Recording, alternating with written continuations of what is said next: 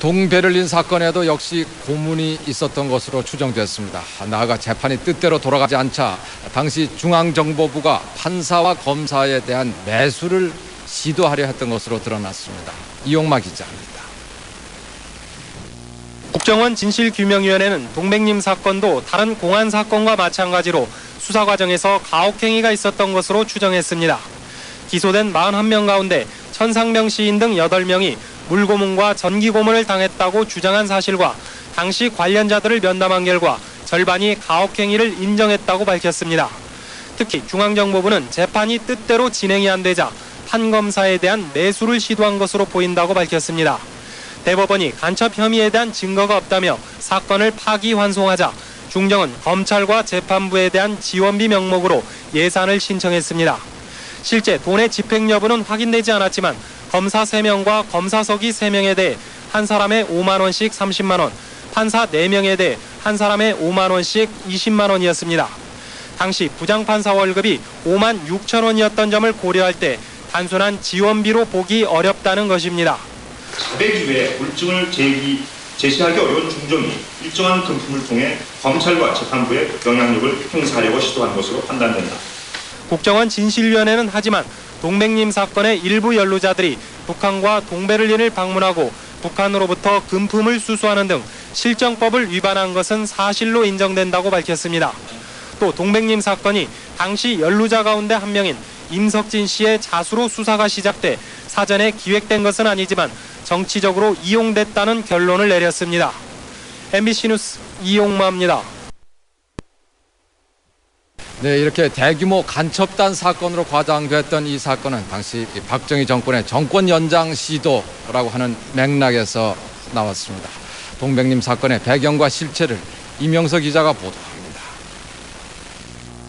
1967년 여름 전국은 시위로 들끓었습니다. 장기 집권을 구상하고 있던 박정희 정권은 6월 국회의원 선거에서 개헌 가능선인 의석의 3분의 2를 휩쓸었습니다. 하지만 대규모 선거 부정 시비가 일었고 하루도 쉬지 않고 국민적인 항거가 이어졌습니다. 선거 부정 규탄 전국에서 갑자기 이응로, 윤희상 등 유명 인사들이 포함된 사상 최대 간첩단 사건이 발표됩니다. 독일이나 폴란드 등지에서 공부하는 우리 유학생과 그곳에 가서 사는 사람들을 평양으로 유인해서 세뇌 공작을 마친 다음 이들을 다시 우리나라에 귀국시켜 대한민국의 전복을 기도했다고 합니다. 동백님, 즉 동베를린 북한 대사관을 거점으로 예술인, 의사, 공무원, 학생 등 무려 194명이 간첩 활동을 해왔다는 것입니다. 그들 중 일부는 북한 노동당에 가입한 사실이 확인됐지만 대부분은 당시 다소 앞서 있던 북한에 대한 호기심에 동베를린을 드나들었다고 밝히고 있습니다.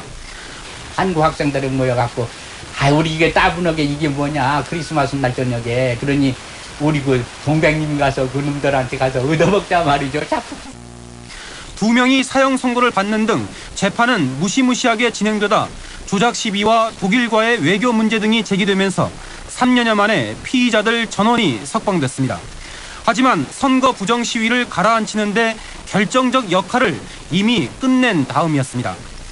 그 당시 그 공화당 정부가 그 부정선거 시비를 갖다가 진정시키기에 상당히 고심을 했었습니다. 이듬해 121 공비 사건, 통역당 사건이 잇따라 터지며 강화된 방공 구호 속에 69년 9월 3선 개헌안이 강행 처리됩니다. 어렸던 시절 교포들의 호기심 때문에 빚어진 사건이 정권 연장의 빌미로 악용됐음이 사건 발생 40년 만에 드러나고 있습니다. MBC 뉴스 이명서입니다.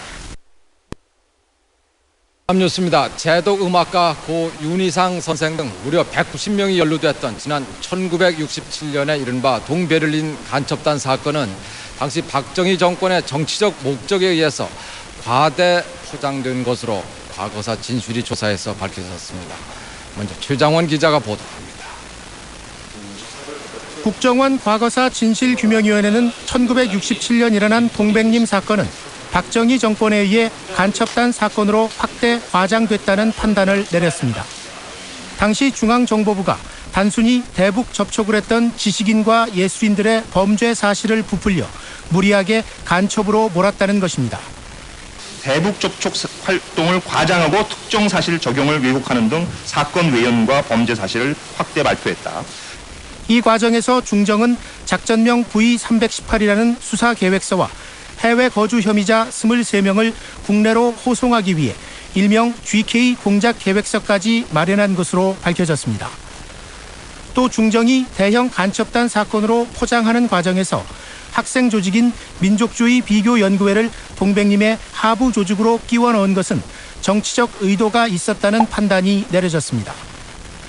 당시 6.8 부정선거에 대한 규탄 시위가 거세지자 학생들의 배후에 북한이 있는 것처럼 왜곡해 시위를 무력화시키려 했다는 것입니다. 6.8 부정선거 때문에 굉장히 혼란된 상황이었는데 김비연 사건이라는 전혀 관련이 없는 부분들, 그러니까 그쪽을 갖다가 아주 부풀려서 사건을 키운 것. 당시 국회의원이었던 김대중 전 대통령과 고 장준하 선생을 동백님 조직단의 포섭 대상자 명단에 넣은 것은 추후 야당 탄압을 위한 의도로 해석했습니다. MBC 뉴스 최다원입니다.